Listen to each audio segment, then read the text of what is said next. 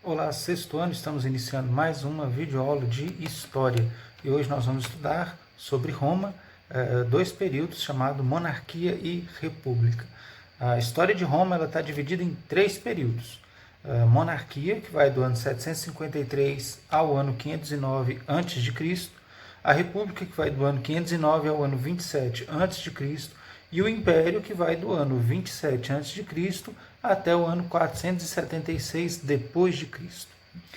Nós vamos conhecer nessa videoaula, então, a monarquia e a república. E na próxima videoaula nós vamos conhecer o Império. Segundo a tradição, Roma foi governada por 7 reis.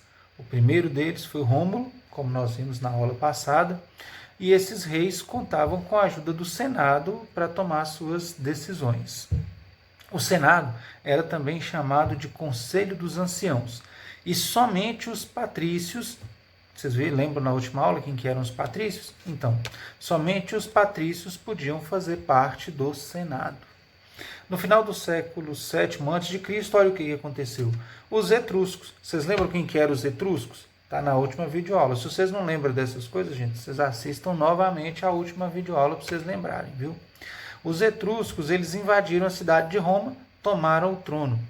Os patrícios, é claro, não gostaram dessa história, né? Mas mesmo com a resistência dos patrícios, os etruscos conseguiram se impor e assumiram o poder. Isso provocou uma crise que pôs fim à monarquia e iniciou um novo período na história de Roma, a República. Então agora nós vamos estudar a República Romana. Vou mostrar aqui para vocês, né, a bandeira da República Romana. Vocês vão ver na bandeira as siglas SPQR, que significa em latim Senatus Populosque Romanus, que significa o Senado e o povo romano. Nesse período da República, o Senado se tornou a principal instituição política de Roma. Nesse período também, Roma começa a conquistar novos territórios e a realizar trocas culturais com outros povos. Na República Romana, todos os anos eram eleitos 2 magistrados, e esses magistrados recebiam o nome de cônsules. Eles tinham como função administrar a cidade, comandar o exército e presidir o Senado. Em época de guerra, um dos cônsules administrava a cidade e o outro comandava o exército. Como nós vimos, com a República Romana, veio também o início da expansão territorial de Roma. Entre os séculos V e III a.C., Roma conquistou toda a Península Itálica. E depois os romanos passaram a disputar outros territórios, como os territórios de Cartago, por exemplo. Cartago. Muito bem. Os conflitos entre os romanos e os cartaginenses ficaram conhecidos como guerras púnicas. Essas guerras púnicas duraram do ano 264 até o ano 146. Os romanos saíram vitoriosos desse conflito e conquistaram novos territórios que antes pertenciam aos cartaginenses. Isso trouxe grandes riquezas, só que para os patrícios. Para o resto da população, trouxe prejuízos. Por quê? Os pequenos e médios proprietários rurais não conseguiam mais competir com os produtos que eram trazidos das terras conquistadas. Houve também um crescimento no número de escravizados, né, porque esses povos conquistados eles eram capturados como escravos. E o que isso provocou? Isso provocou desemprego lá em Roma, sobretudo entre os mais pobres, que agora já não tinham mais emprego porque tinham os escravos para trabalhar lá em Roma.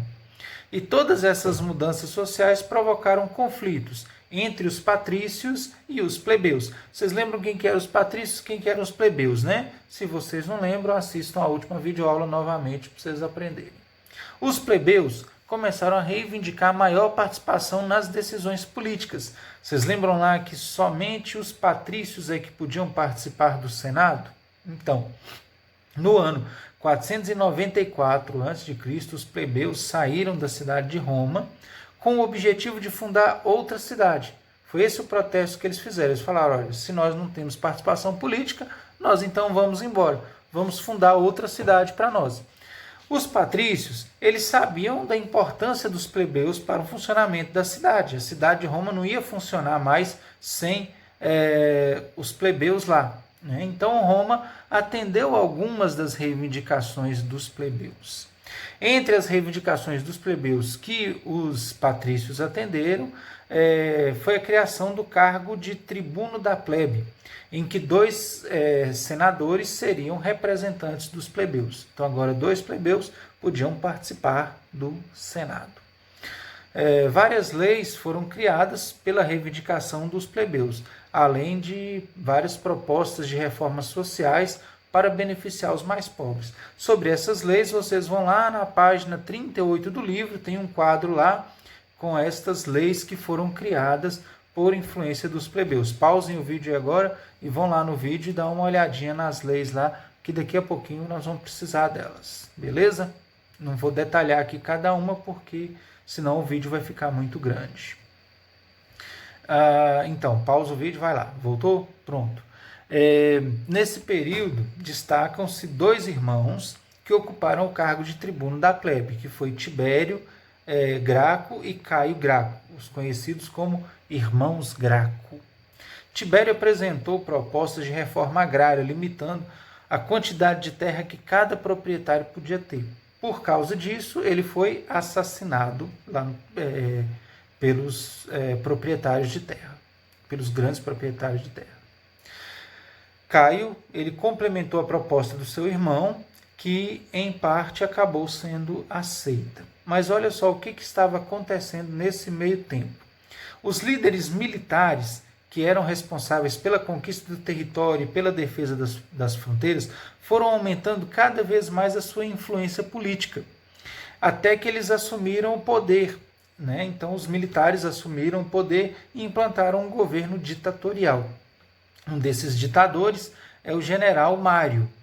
Ele promoveu reformas populares, como a distribuição de terra para soldados, a redução da autoridade do Senado e o fim de alguns privilégios dos patrícios. Só que o general Mário morreu em 86 e no seu lugar assumiu o poder Sila. E Sila ele tinha o apoio dos patrícios e ele anulou essas medidas que foram implantadas por Mário. No ano 59, a República passou a ser governada por 3 generais. Esse sistema era chamado de triunvirato. O primeiro triunvirato foi formado por Crasso, Pompeu e Júlio César. Crasso morreu e Júlio César estava em campanha militar na Gália, onde hoje atualmente é a França. Assim, Pompeu, que ficou em Roma, ele convenceu o Senado a lhe nomear como o único governante de Roma. Claro que Júlio César não gostou dessa história. Júlio César voltou para Roma e lá em Roma ele foi recebido com triunfo pelos plebeus. Ele enfrentou Pompeu e assumiu o governo, dessa vez de forma ditatorial. Então ele se tornou um ditador, Júlio César, e o seu governo durou 10 anos, que foi do ano 54 ao ano 44 a.C. Júlio César ele foi assassinado por 2 senadores, Cássio e Bruto, apunhaladas dentro do Senado, como vocês podem ver na imagem que está aí na página 41 do livro. Dá uma olhadinha lá na página 41 e veja a imagem de Júlio César sendo assassinado lá no Senado. Com a sua morte, formou o segundo triunvirato. O segundo triunvirato ele era formado por Marco Antônio, Otávio, que era sobrinho de Júlio César, e Lépido. Lépido ele se afastou da política e se tornou sumo pontífice, que era um líder religioso naquele tempo, o líder religioso máximo lá em Roma. Marco Antônio se suicidou. E Otávio, que foi o único que sobrou, ele recebeu do Senado o título de Princeps Augusto Imperador. A palavra princeps, que de onde deriva a palavra príncipe que nós conhecemos, significa primeiro cidadão. Augusto era um título que os romanos atribuíam aos deuses. Então, quando eles chamam Otávio de Augusto, está dizendo que ele é como um deus. E assim ele se tornou o primeiro imperador romano e com isso chega ao fim a República Romana e inicia uma nova fase da história de Roma, que é o Império Romano. Então, e assim nós terminamos esse capítulo do livro. Nós não vamos fazer as atividades do livro, nós vamos fazer a trilha, que já está liberada. Viu? Então vocês entram lá na trilha e façam até amanhã, no máximo às 11h30. Então vou deixar a trilha liberada até amanhã às 11h30, vocês entram lá e façam. Beleza? Então bons estudos e até a nossa próxima videoaula.